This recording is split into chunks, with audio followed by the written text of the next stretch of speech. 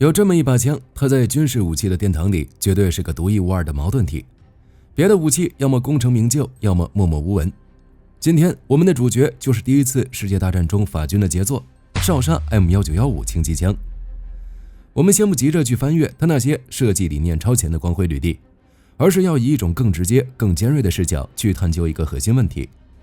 为何这款在图纸上堪称天才之作的武器，一旦投入战场的泥泞，就迅速沦为前线士兵避之不及的噩梦，并最终成为军事史上一个经典的反面教材？法国人的枪械设计理念真就如此不堪吗？要理解少沙的悲剧，我们必须先理解当初它的设计背景。在少沙诞生之前，步兵班组的火力是分裂的，士兵们手中只有两种选择，要么是射速缓慢的栓动步枪，要么是固定炮台的重机枪。在这两者之间存在着很大的战术问题，那是因为在战场中，当冲锋号吹响时，士兵们跃出战壕，他们就失去了能够掩护他们前进的火力压制。对于这个难题，各国都在进行着迭代设计。而此时，法国的设计师团队以路易、少沙和查尔斯·苏特为核心，他们以超前的想法和设计试图弥补这一武器短板。因此，他们构想了一种全新的武器类别——机关步枪。这是一种能够由单兵携带，伴随步兵冲锋，可以提供持续自动火力的武器。这就是行军射击战术的最初想法。为了实现这个足以改变战局的构想，少沙这把枪可以说是在设计上点亮了好几个全新的科技树，每一项都堪称是那个年代的版本答案。第一个就是人机工程学的飞跃，让机枪操控变成步枪化。传统机枪的操作设计多以固定架设为核心，握把与击发结构笨重，而且不符合人体运动习惯。当士兵在行进、冲锋等运动状态下操控时，不仅费力，且精准度大打折扣。而这把机枪创新性地采用了手枪式握把与扳机设计，彻底打破了这一局限。它的握把尺寸和握持角度都经过人体工学优化，能够贴合士兵手掌保持自然握持姿势。而它的扳机形成与力度也更接近主流步枪，让士兵不需要重新适应全新操作逻辑，就可以快速上手。这一设计将机枪从笨重的阵地武器转变为可灵活携行的单兵火力核心，让士兵在动态场景中操控更加便捷，大大降低了士兵在操作中体力不支的问题，让士兵能更专注于目标瞄准与火力控制。第二点是它的稳定性，它在自动射击时可能会导致枪口上跳，这种现象就是制约机枪精准度的核心难题。传统枪托大多数与枪管轴线保持一定夹角，后坐力传导时容易产生向上的力矩，导致枪口大幅上扬，很难维持连续射击的稳定性。而该机枪采用的直线式枪托设计，则从力学原理层面解决了这一问题。枪托与枪管轴线完全对齐，当子弹击发产生后坐力时，力量可沿直线方向直接向后传导至士兵肩部，避免了力矩的产生，从理论上最大限度抑制了枪口上跳。这一设计不仅让自动射击时的弹道更稳定，更降低了士兵的握枪难度，即使是新手也能在短时间内持续连续射击的节奏，在近距离的火力压制和集群目标打击时提供了坚实的稳定性保障。第三个伟大创举就是少沙的可拆卸弹匣。在战场中，机枪火力的持续性是作战中的核心竞争力。传统机枪的供弹方式存在明显短板，帆布弹链虽能提供大容量弹药，但重量大，易受潮，携带不便，而且装填时需手动串联，耗时较长。不仅如此，固定弹仓同样受限于容量，一旦弹药耗尽，需要一发一发的装填，很容易中断火力。而少沙采用的20发容量可拆卸弹匣，则完美平衡了容量与便捷性。弹匣体积小巧，重量轻，士兵可随身携带多组备用弹匣，装填时只需按下弹匣释放钮，就可以快速更换空弹匣，整个过程仅需数秒，大幅缩短了火力中断时间。这种高效供弹方式让机枪既能在短时间内输出密集火力，又能适应高强度作战时保证持续的补给需求，为士兵提供了可靠的火力支撑。这么超前又厉害的设计，怎么会成为战场杀手，让敌军捡到都嫌弃它呢？罪魁之首就是它的半月形弹匣，简直好心办坏事。少沙的悲剧首先要对准的便是他身上最臭名昭著的核心部件，那个独一无二的半月形弹匣。它几乎是少沙所有设计缺陷的集中体现。从表面上看，这个弹匣的设计初衷似乎无可厚非，设计师在弹匣的右侧巧妙地开设了数个大型观察口。这种设计的目的是为了让身处激烈战斗中的士兵能够直观快速地确认剩余弹药量。然而，设计师们显然对第一次世界大战西线战场的环境缺乏最基本的敬畏。一战的西线不是靶场，而是一片由泥浆、雨水、弹坑和尸骸构成的无边地狱。这里的空气中永远弥漫着硝烟、尘土和无孔不入的潮气。士兵们在其栖身的泥泞中匍匐、冲锋、躲藏，每一寸空间都充满了让机械瘫痪的污染物。在这样的环境下，哨杀那个开放式的弹匣就不再是一个观察窗，而是一个效率极高的污染物收集器。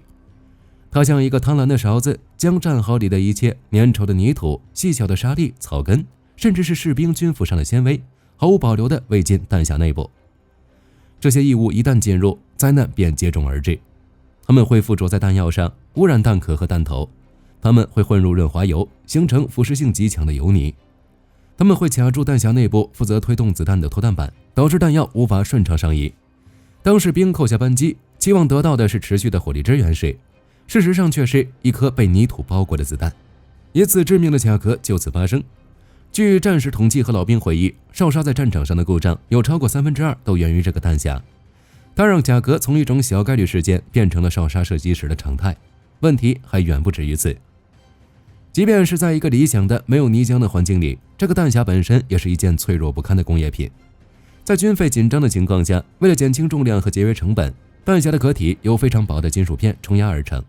这使得弹匣的结构强度极低，任何一次不经意的磕碰都可能导致弹匣变形，造成供弹不畅。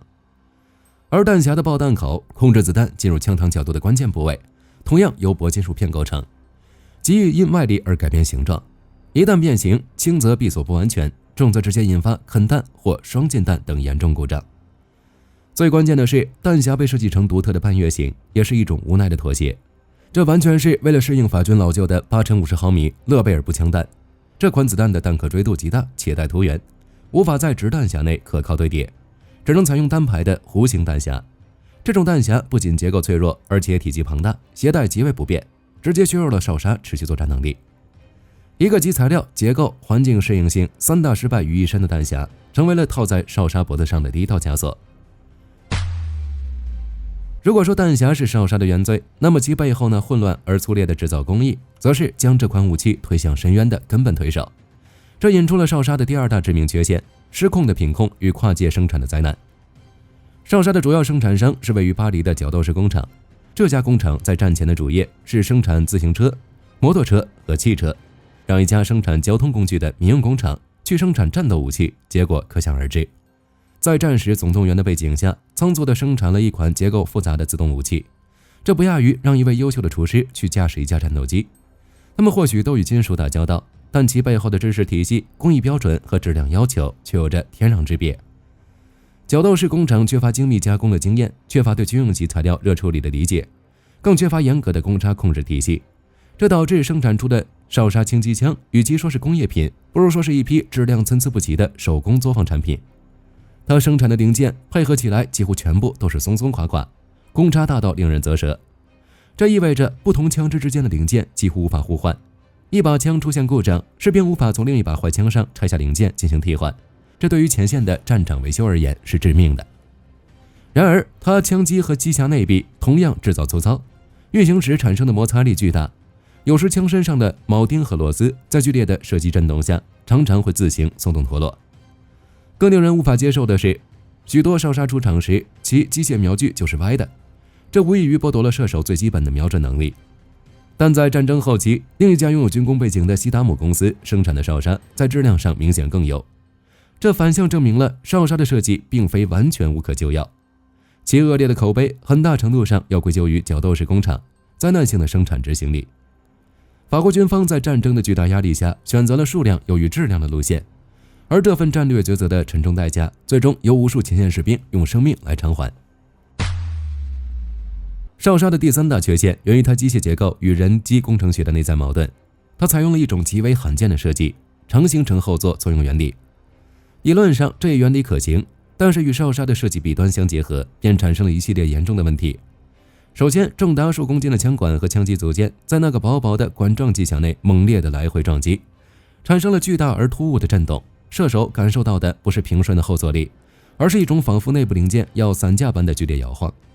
士兵们形容操作哨杀射击就像在努力控制一匹脱缰的野马。其次，为了减轻它的重量，少沙的枪管外部包裹着一个效果有限的铝制散热器，在持续射击后，枪管会迅速升温，过热的枪管会与机匣衬套发生膨胀，导致整个枪管和机枪组件被死死地卡在后方位置。此时，枪械会陷入一种无法控制的失控射击状态，持续不断地开火，直到弹匣耗尽。而它无法快速更换的枪管以及结构脆弱、极易断裂脱落的两脚架，更是让这把本就难以控制的武器雪上加霜，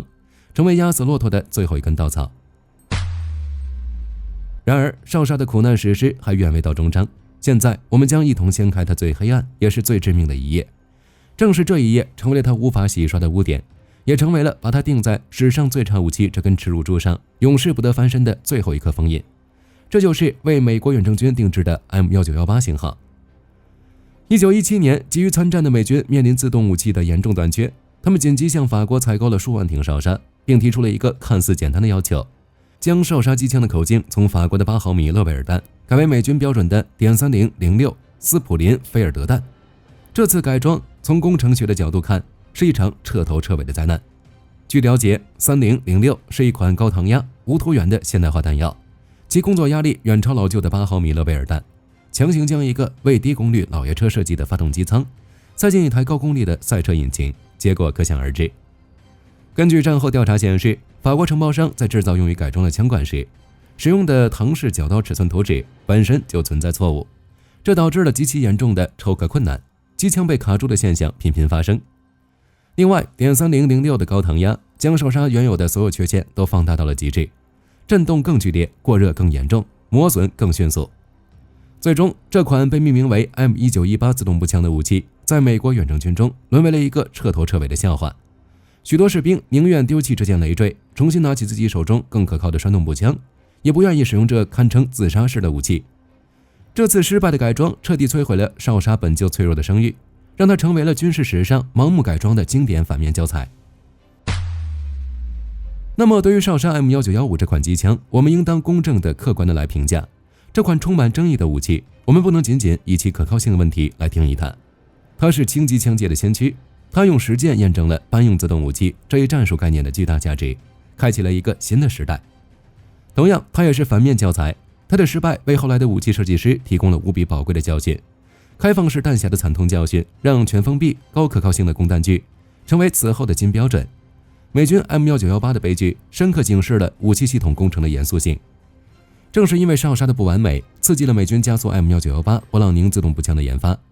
也促使法国推出了更为成熟的 MLE-1924-29轻机枪。他用自己的失败为后继者的成功铺平了道路。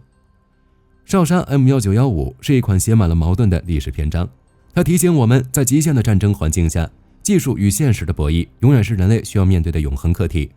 他是一个先驱者，用自己的阵痛为后世铺平了道路，成为了一段既辉煌又耻辱，但终将铭记的历史。好了，关于少沙 M1915 的故事，今天就和大家聊到这里。如果你喜欢本期视频，别忘了点赞关注，也欢迎在评论区分享你的看法。除了少沙，你还知道哪些拥有特色的经典武器？欢迎在评论区分享给大家。大家期望我们来一期关于什么武器的内容，或者是开一个专属系列的，也欢迎大家积极留言讨论。欢迎订阅浏览我们的频道，我们下期再见。